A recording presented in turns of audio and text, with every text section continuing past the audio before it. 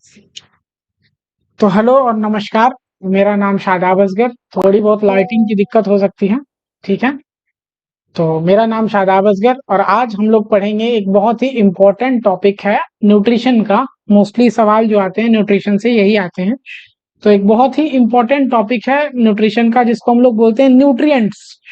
Topic का नाम है न्यूट्रिएंट्स, तो वो हम लोग पढ़ेंगे।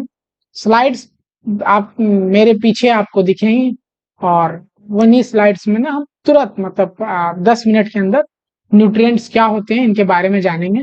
तो बिना देर करने के लिए तो बिना देर करते हुए शुरू करते हैं।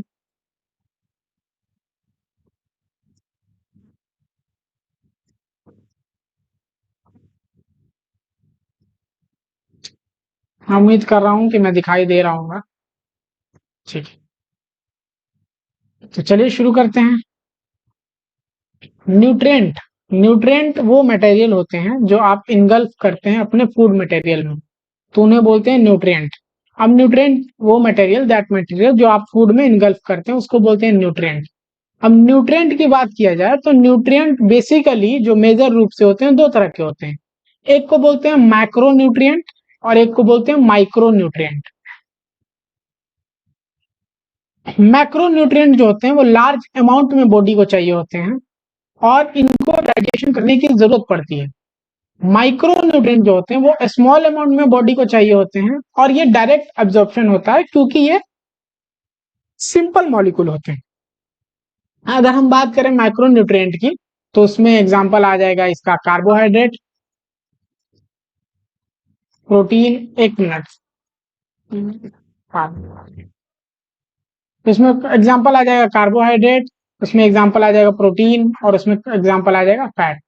तो फैट, कार्बोहाइड्रेट और प्रोटीन, ये सारे एग्जांपल हो गए हमको माइक्रो न्यूट्रिएंट के। अब आगे बढ़ते हैं इसी सिलसिले में। माइक्रो न्यूट्रिएंट क्या होते हैं? वो न्यूट्रिएंट जिनकी जो जरूरत थी शरीर में वो स्मॉल अमाउंट में थी और उनका जो एब्जॉर्प्शन था वो डायरेक्टली हो रहा था, तो डायरेक्ट एब्जॉर्प्शन होता है। एग्जाम्पल में आ गए मिनरल्स और विटामिन। तो हम लोग आगे की तरफ चलते हैं फिर। तो अगर हम लोग बात करें विटामिन की, विटामिन पहले हम लोग वो कहेगा, फिर कार्बोहाइड्रेट पॉइंट की एक कहानी है छोटी सी, वो आपको समझाऊंगा।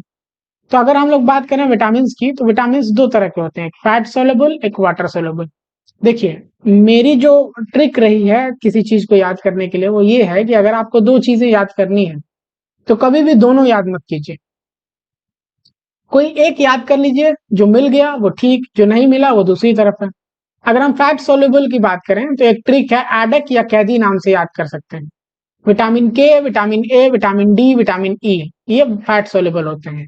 और वाटर सोल्यूबल में जो फैट सोल्यूबल में नहीं आया, जो इस एरिया में नहीं आया, जो इस घेरे में नहीं आया, वो ऑटोमेटिक वाटर सोल्यूबल हो गया। फैट सोल्यूबल विटामिन वो विटामिन है जो फैट के साथ सोल्यूबल हो जाते हैं, जो वसा में, जो तेल में घुल जाते हैं, उनको बोलते हैं।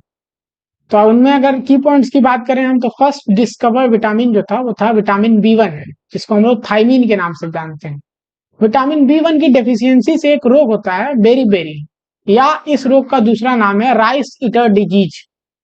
बेरी बेरी रोग का दूसरा नाम है rice eater disease.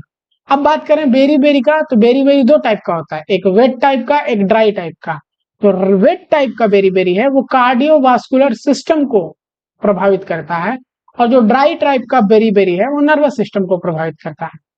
Alcoholic patient में अगर विटामिन बी 1 की डेफिशिएंसी हो जाए तो उसको बोलते हैं वर्निक इंसेफेलोपैथी।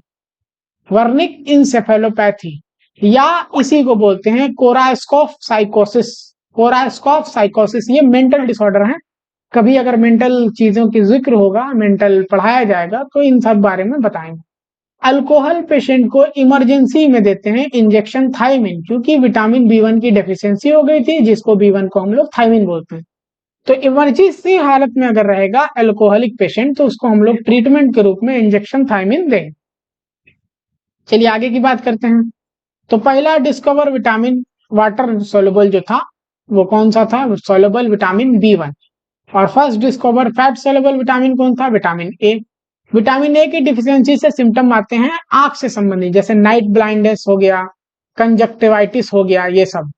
फर्स्ट साइन जो आते हैं कंजक्टरल जेरोसिस, कोलेस्ट्रॉल कम हो जाएगा विटामिन में, वो विटामिन जिनमें कोलेस्ट्रॉल कम होता है, वो विटामिन डी आ गया, विटामिन B3 आ गया। विटामिन B3 को नियासिन भी बोलते हैं, विटामिन B3 को नियासिन भी बोलते हैं। इसकी डेफिशिएंसी से होता है प्लेग्रा।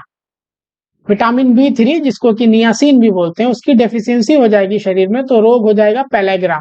प्लेग्रा को बोलते हैं मेज ईटर डिजीज, मेज ईटर डिजीज। और पेलेग्रा में 4D सिम्टम होते हैं। 4D सिम्टम कौन कौन से होते हैं, मैंने एमएसएन की क्लास में ऑलरेडी कराया था। 4D सिम्टम यहाँ पेलेग्रा में होते हैं: डायरिया, डिमेंशिया, डर्मेटाइटिस और डेथ। डायरिया होगा, डिमेंशिया मतलब याददाश्त का चला जाना, याद नहीं आएगा, डर्मेटाइटिस स्किन इन्फेक्शन को बोल रहे हैं। अगर इन सभी सिम्टम को आपने वक्त रहते ट्रीट नहीं किया तो पेशेंट की डेथ भी हो सकती है। अच्छा, एक और पॉइंट है जो याद रखने लायक है, प्रोलॉन्ग कुक करेंगे, अगर प्रोलॉन्ग किसी चीज को पकाते हैं तो उस इफेक्ट से आता है विटामिन ए और विटामिन सी जो होता है वो गायब हो जाता है। और बहुत देर तक किसी चीज को धोएंगे, प्रोलॉन्ग वॉशिंग इफेक्ट से विटामिन बी और विटामिन सी फूड सब्सटेंस से गायब हो जाते हैं। उम्मीद है आपको समझ में आया होगा। आगे की तरफ चलते हैं। मिनरल्स की बात करें तो मिनरल्स से सवाल पूछे गए थे DSSB 2020 में। तो मिनरल्स दो तरह के होते हैं, एक होता है मैक्रो मिनरल्स या जिसको अपनी भाषा में बल्क मिनरल्स भी बोलते हैं, और एक होता है माइक्रो मिनरल्स जिसको हम अपनी भाषा में ट्रेस मिनरल्स भी बोलते हैं। तो इनको डिफ्रेंशिएट करने का तरीका है वैसे पदार्थ, वैसे सब्सटेंस जिनकी जरूरत शरीर में 100 माइक्रोग्राम से कम हो, उनको हम लोग बोलेंगे माइक्रो मिनरल्स। और इसके जस्ट उलट वैसे पदार्थ जिनकी जरूरत शरीर में 100 माइक्रोग्राम, 100 माइक्रोग्राम, यहाँ mg लिखा है यार, 100 mg से ज्यादा हो, उन्हें बोलेंगे तो बल्क मिनरल्स। तो एग्जाम्पल सॉरी एग्जाम्पल में देखिए, sodium ion, potassium ion, calcium ion, chloride ion, magnesium ion और फॉस्फेट आयन। और 100 माइक्रोग्राम ही है, mg गलत लिखा गया है। एग्जाम्पल में आयरन मैक्सिमम चाहिए होता है, zinc, copper, folic acid, chloride और सल्फर, ये हो गया मिनरल्स। तो हमने शुरू क्या देखा, न्यूट्रिएंट देखा, माइक्रो न्यूट्रिएंट देखा, माइक्रो न्यूट्रिएंट देखा, लार्ज अमाउंट में होते हैं, रिक्वायर ऑक्सीजन। अब हमें बढ़ना है ये, तो इसके लिए एक छोटी सी कहानी सुन लें कि मान लीजिए कि आपके पास ढेर सारा पैसा है। सॉरी, हम स्लाइड से पीछे आके बताते हैं आपको, ठीक है। तो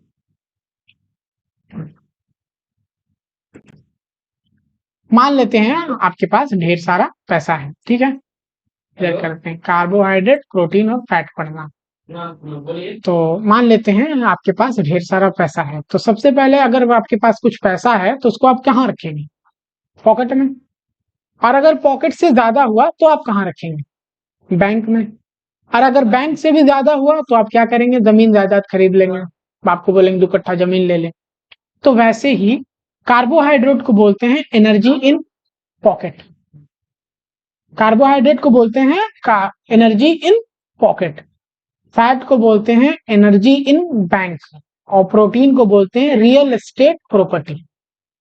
तो जब क्विक एनर्जी चाहिए होगा तो उसका सोर्स होगा कार्बोहाइड्रेट, क्योंकि एनर्जी इन पॉकेट। आपको अगर कभी कोई सामान लेना होगा, खरीदना होगा, तो आप कहाँ, पहले पॉकेट का पैसा निकालेंगे। फिर अगर सामान नहीं आया, पॉकेट के पैसा से ज्यादा दाम है, तो आप बोलेंगे कि एक काम करो, आप QR दे दो, हम उसमें स्कैन कर देते हैं। वो हो गया, एनर्जी इन बैंक वाला यूज करेंगे। अगर फिर उससे नहीं हुआ तो आप फैट की प्रोटीन की तरफ जाएंगे, और प्रोटीन को बोलते हैं रियल एस्टेट प्रॉपर्टी। आपने भिखारियों को देखा होगा, उनको 3 टाइम का 2 टाइम का खाना नहीं मिलता, तो जिनके एवज में क्या हुआ कि शरीर से जितना भी कार्बोहाइड्रेट था वो तो पहले डाइजेस्ट हो गया, वो तो पहले एनर्जी दे दिया। फिर शरीर में जितना फैट है वो धीरे धीरे डिकम्पोज होगा, यानी वो टूट के एनर्जी देगा। और फिर सबसे लास्ट में बारी आती है प्रोटीन की।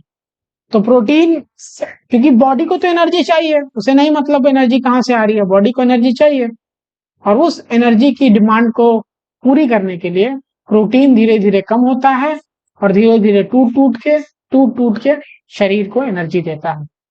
तो मैं समझता हूँ कि न्यूट्रिएंट टॉपिक आपका क्लियर हो गया होगा। और अगर ये वीडियो पसंद आया तो दोस्तों में शेयर करें, और ऐसे ही एजुकेशनल वीडियो मैं अपने चैनल पे डालता रहता हूँ। तो उसके लिए आपको ज़्यादा कुछ नहीं करना है, इस चैनल का लिंक नीचे जाना है और सब्सक्राइब बटन दबा देना है। जैसे क्या होगा कि ये चैनल आप सब्सक्राइब कर लेंगे। सब्सक्राइब करने से फायदा ये है कि जब भी ऐसी कोई वीडियो अपलोड होगी तो उसकी जानकारी आपको सबसे पहले आएगी। तो उम्मीद करते हैं कि आज के बाद मुझे फिर न्यूट्रिएंट छेड़ने का जरूरत नहीं पड़ेगा, और ये न्यूट्रिएंट्स और न्यूट्रिएंट्स के टाइप्स इस लेक्चर में हमने कवर किए। मिलते हैं, तब तक के लिए धन्यवाद।